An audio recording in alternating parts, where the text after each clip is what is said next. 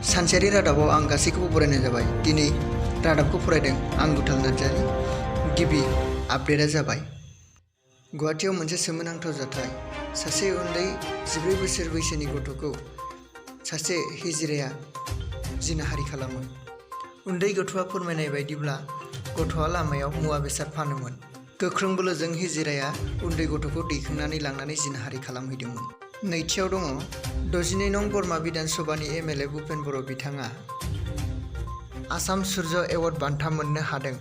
2021 नि समाज रत्न बान्थाखौ मोननो हादों। बे बान्थाखौ फैगौ 10 अक्ट'बर खालि आसाम सरकारा गथायगोन।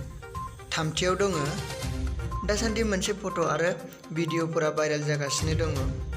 मोनसे भाइरेल अडिअ'आव बर'नि माखासे फावखुंग्रिफोरनि मुं लानाय जादों, जेरै मिथिंगा नार्जारि आरो हेलेना दैमारिनि मुंखौ लानानै माखासे गाज्रि बाथ्रा बुंनायखौ खोनानो मोन्दों, जायनि जाहोनाव ससियेल मिडियायाव गोबां बाथ्रा सावरायगासिनो दङ। दिनैनि आपडेट रादाबा एसेनोसै। गोजोन्थों।